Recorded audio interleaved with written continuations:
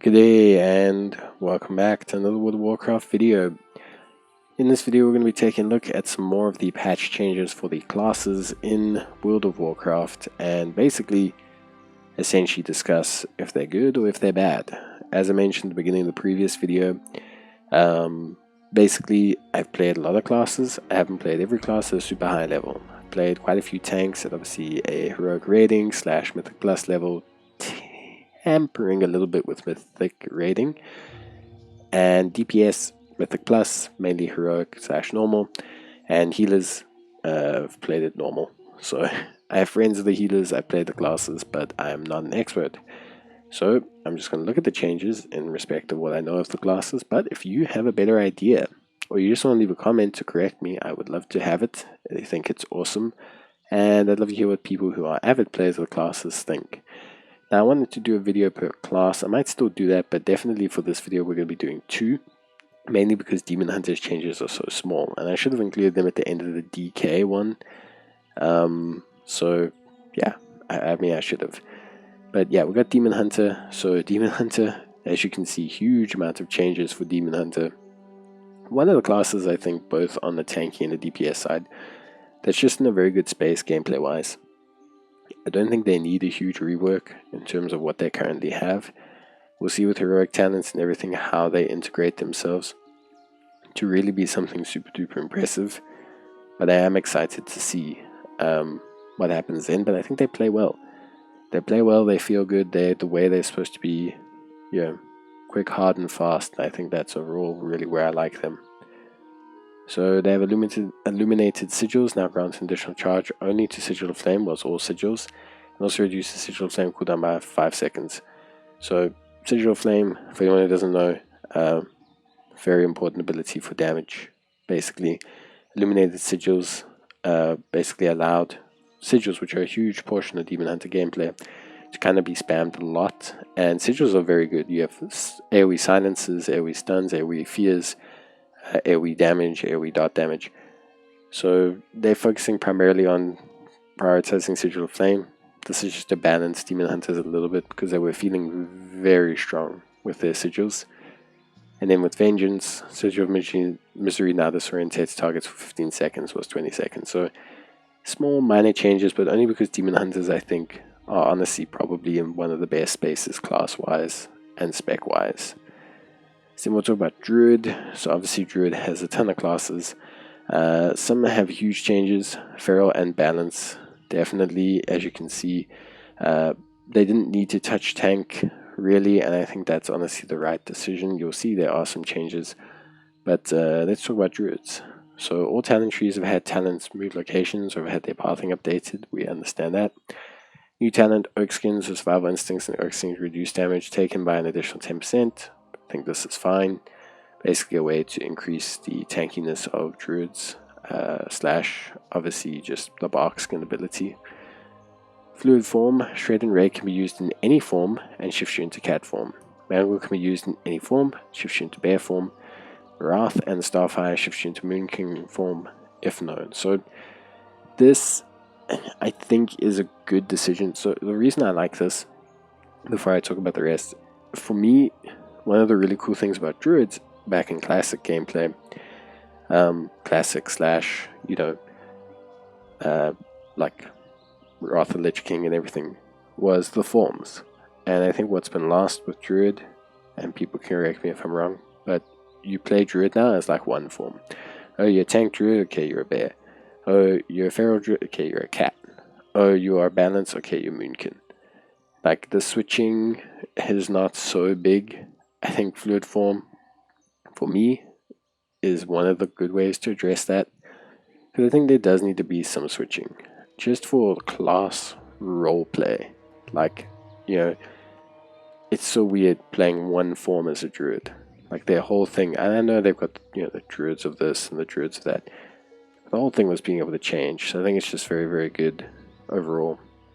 Okay, so anyway, we have Ursoc Spirit, Stamina and Bear forms increased. Okay, so these are the minor changes to the tanking that they needed.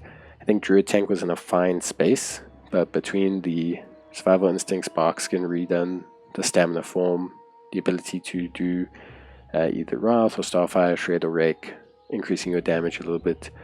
Mangle and Thrash, damage going up. Also all just pretty standard stuff, is good stuff. Moonfire and Sunfire damage increase. These are all small changes that all classes of Druid benefit from. Small percentages on good abilities that are obviously crucial to rotations and results in just good performance. Starlight Conduit, Wrath, Star Surge, and Starfire damage increased by 5% for non-balanced Druids. The cooldown is reduced and its mana cost is reduced. So again, they're trying to encourage you to potentially use this ability when you're not even a balanced Druid, I think, which is good. Just allowing you, like, especially for like feral Druids, this allows you just a little bit of, potential ranged / magic interlocking with your current rotation. Improved Swipe has been removed. Its benefits just been added to Swipe. Moonkin has been removed. It's now a guaranteed spell. Swift Mend is a guaranteed spell. Heart of the Wild now reduces the global cooldown of all affected balance cast time spells. Feline Swiftness, 1 talent point. Thick Hide, 1 talent point. Natural Recovery, 1 talent point. Astral Influence, 1 talent point. Primal Fury, just good. Ursine Vigor, now 1 talent point. So these are, again, similar to some of the other classes, ways to free up the talent tree from clutter. So when you add in new talents, people want to spend points there. You want to encourage people spending points on transformative talents. Having someone spend 2 points to take something from a 4% increase to a 8% increase feels pointless. You can just give them an 8% increase for 1 talent point, especially considering that this talent point and these increases might be crucial to how they function. So Guardian Druid improved bear form stamina, bonus decreased to 10% was 20%. This is to compensate for the overall increase, okay, that they're getting from things like Ursine Vigor, and that they're getting from Ursoc Spirits, and that they're getting from the new Oak Skin abilities.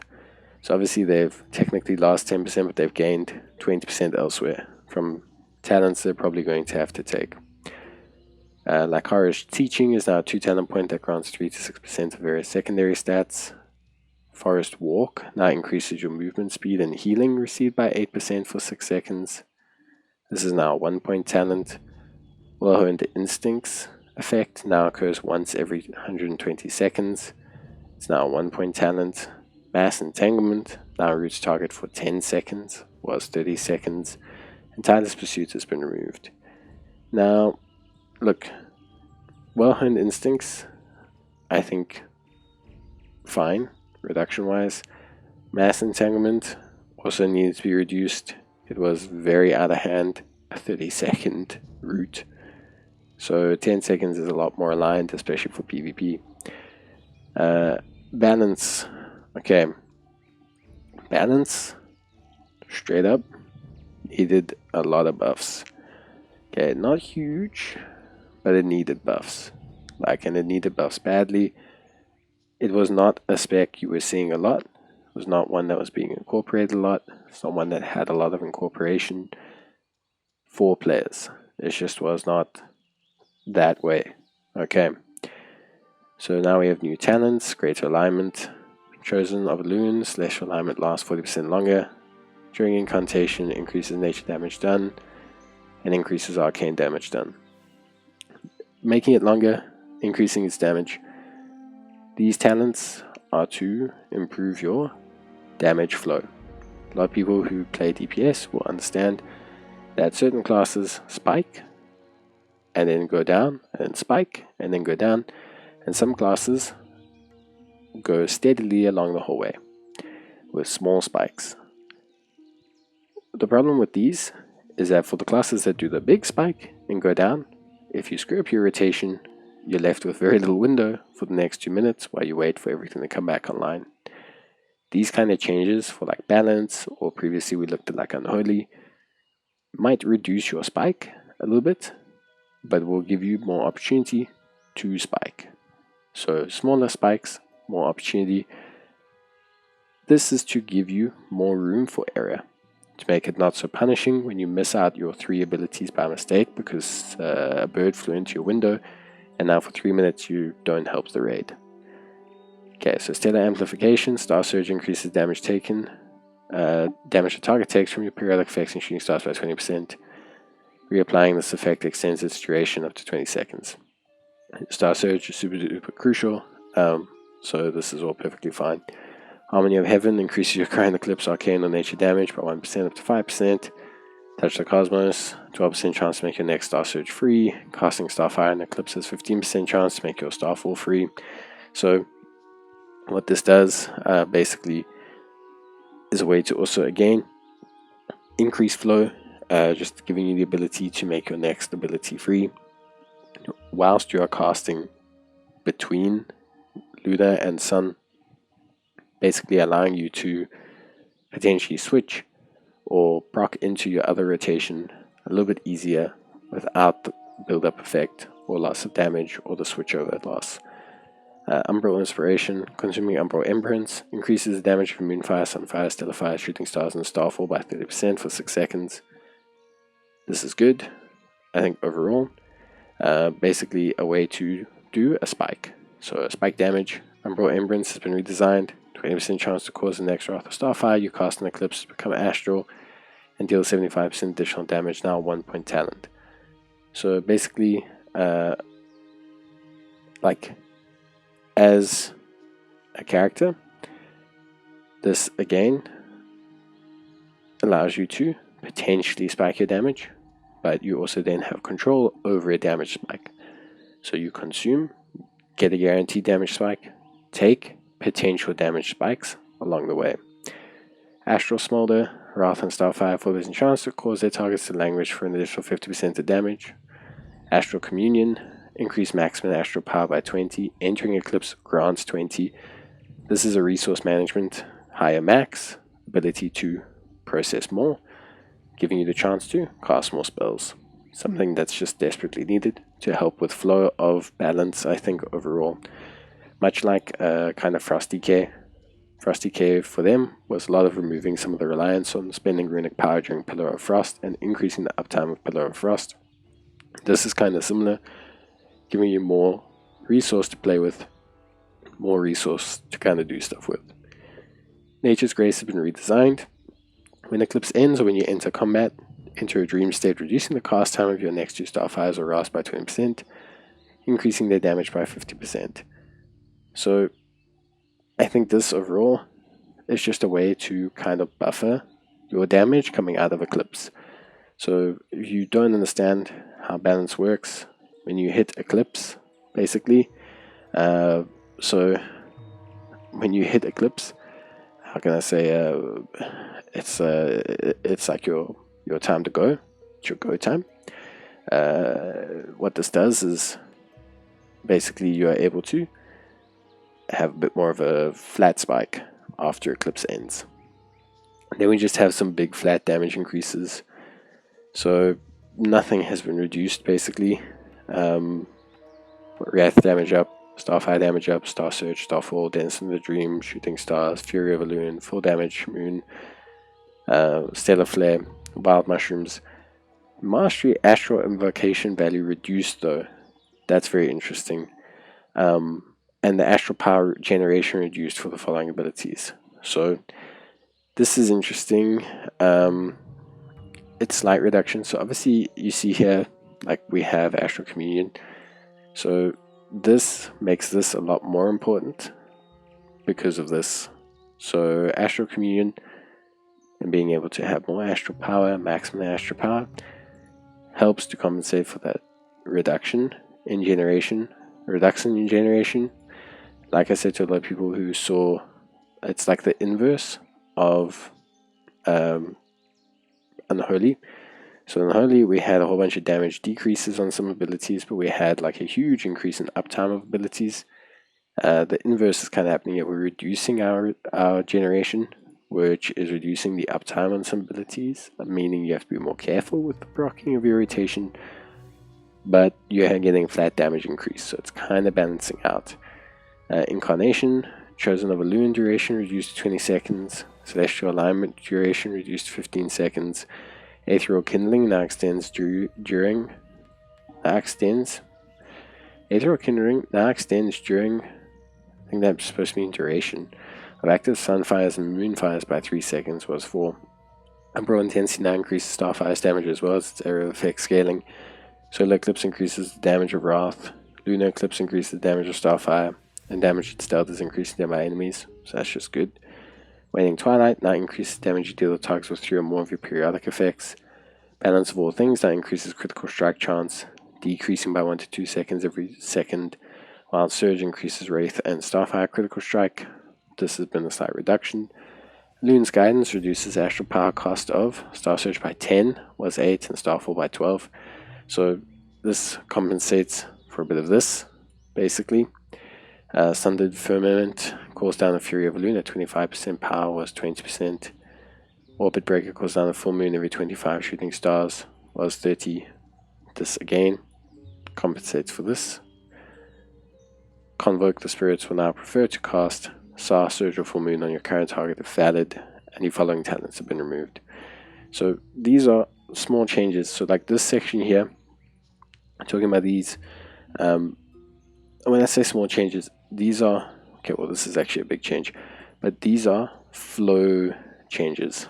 Umbral Intensity, Solar Eclipse, Lunar Eclipse. These are ways to help you to spike and manage your damage.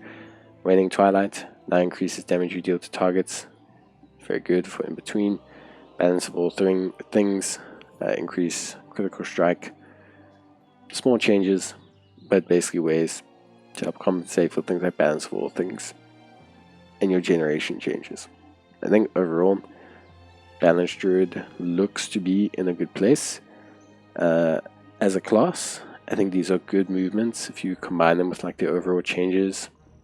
And I think it creates a little bit more incentive for Balanced Druid to exist.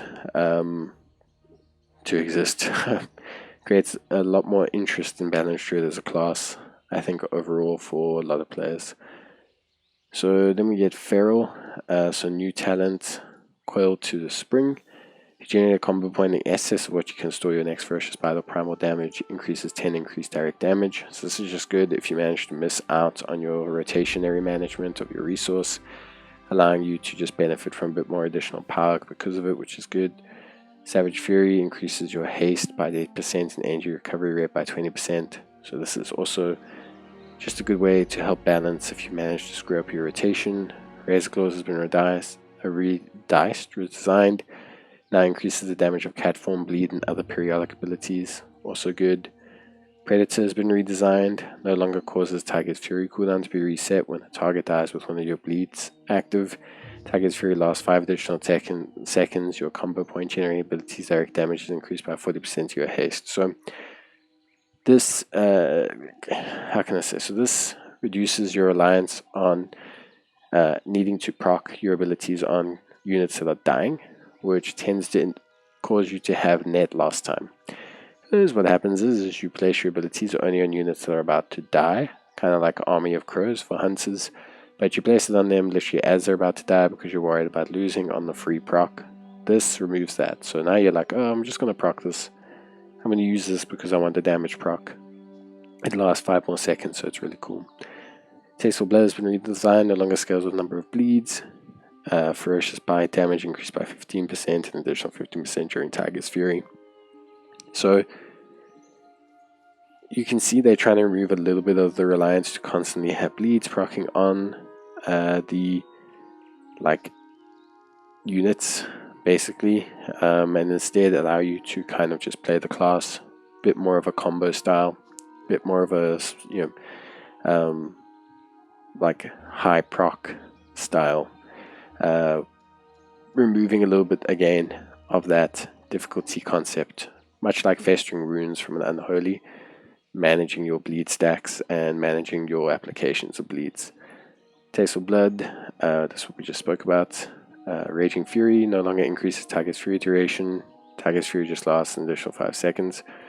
So between this, you can just see that they're just trying to increase that window of Target's Fury. Rampant Ferocity has been updated. Ferocious Bite now deals damage per combo point spent to all nearby enemies affected by your rip. Damage reduced beyond 5 targets. So that's just good AoE rework. Rampant Ferocity damage relative to Ferocious Bite increased. Rampant Ferocity's damage increased by 50% when the player spends an extra energy on Ferocious Bite, so just more combo ability into AoE. Catform no longer increases the range. This is just in line with all of the other changes that they made. And then flat buffs, like you cannot believe. So, I mean, this is just something they had to do. All ability damage increase, Primal Wrath damage, Primal Wrath energy cost. This makes sense. It is a big increase in damage on Primal Wrath. Range increase also makes sense, since they no longer allow you to apply range increases from cat form. So it would have been 11 yards with cat form previous, but now it's 10, so it makes sense. Rake, Shred, Swipe, Thrash, all good. Dreadful Fury's bleed damage going up as well.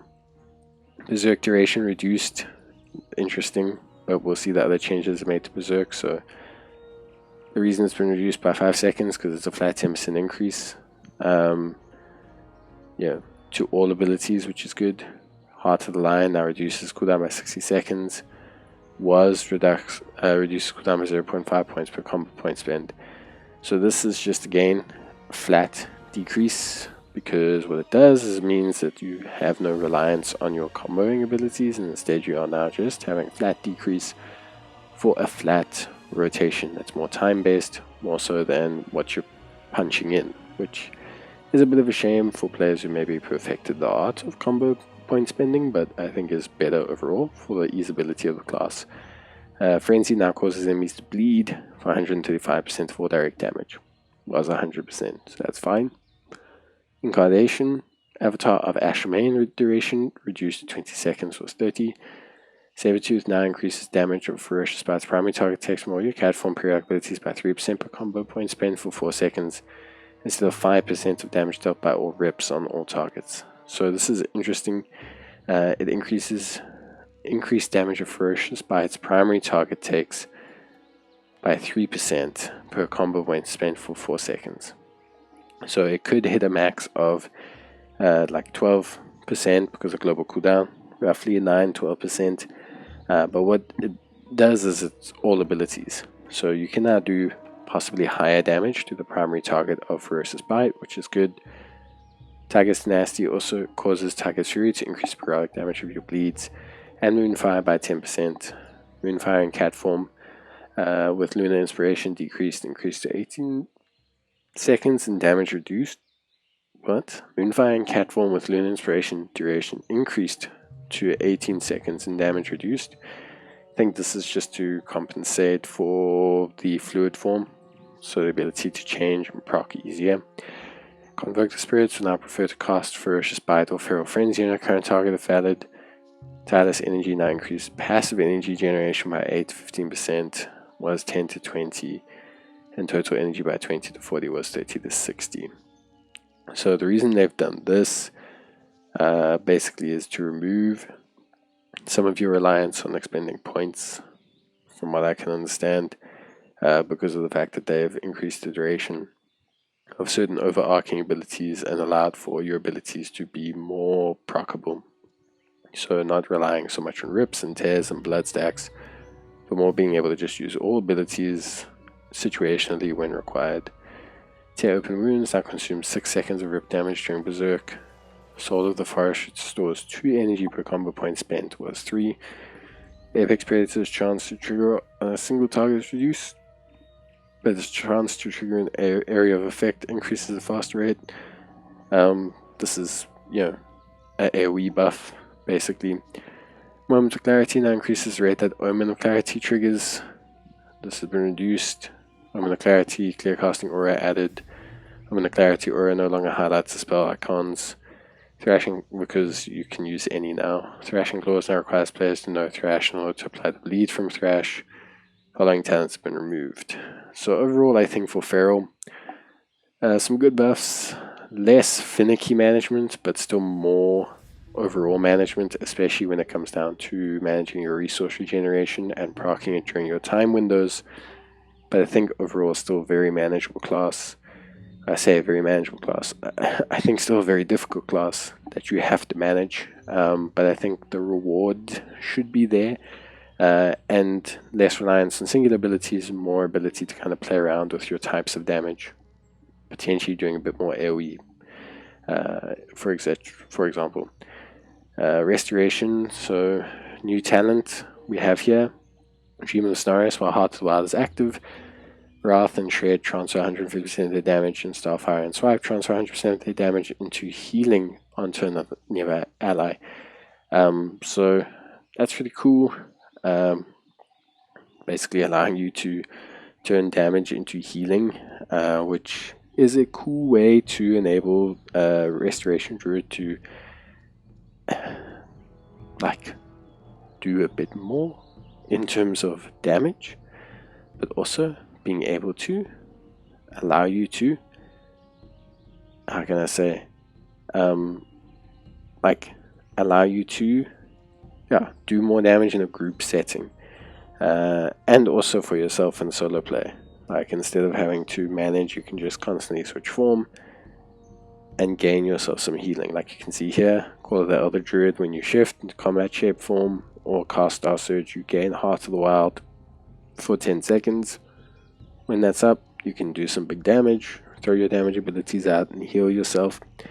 Thriving Vegetation, Rejuvenation instantly heals for 15-30% of its periodic healing, and regrowth durations increased by 3 to 6 seconds. Listen, I think this is very necessary. A lot of the times when I was playing with Druids, there were moments where they just could not keep up because so much of their healing was over time. And so much hot healing is something that's just super difficult to balance, especially when you are dealing with some abilities that can shred you, and certain tanks just don't like you, especially if you're not able to provide their healing. So this is good because it doesn't remove the hot aspect of them, but just gives them a little bit more leeway to work with. Swiftmane now has 2 charges. Tranquility's initial healing is increased by 400%. I mean, that's pretty good. Its initial heal now decreases its healing beyond 5 targets, so that's good. Heal over time is no longer increased while out of the raid environment. So this is fine. I mean, this is just like a whatever change. This is interesting. Obviously, for those who know, Tranquility was like the, oh, throw it in the air and just heal up a whole bunch of guys around there type of thing. This actually shouldn't matter outside of like maybe world boss situations, because there's very few raid groups that go to like the full 25 man, and even then it shouldn't matter because you're very rarely going to hit more than 5 people with Tranquility. Rejuvenation healing up, Grove Guardian healing reduced, I think that's fine. Wild Synthesis growth healing reduced, I think that's also fine. Verdant Infusion now extends the duration of heal over time effects by 8 seconds. It's a bit of a shame, but I guess now you have a little bit more insta healing on your main ability of Rejuvenation, so I think it should be fine. Nurturing Dormancy, now I have the 4-second extension. Okay, I think that's fine. Abundance now increases critical strike chance of regrowth, decreases its mana cost by 8%. This is rotationary, allowing you to incorporate it more. Soul of the Forest and Heart of the Wild add to the personal resource display. Adaptive Swarm and Bridal Swarm and Luxury and Soul has been changed. So Restoration, I don't think needed a huge rework. The ability now to do a little bit of damage during your play is a good change. I think overall it's a really nice change, allowing you to be just a bit more of a useful healer. I don't think they were bad healers, but I just think that it was very difficult to do other things. So especially for certain raids, certain fights, people were just preferring to take a healer that could add in a bit of DPS. This allows Restoration Druids to do that. And then the rest of the changes are all pretty good stuff. I think this combats a bit of the struggle that they had with instant healing. This helps increase the overall impact of their AoE healing, whilst also not making them OP. And I think overall the rest is all fine. More rotationary stuff.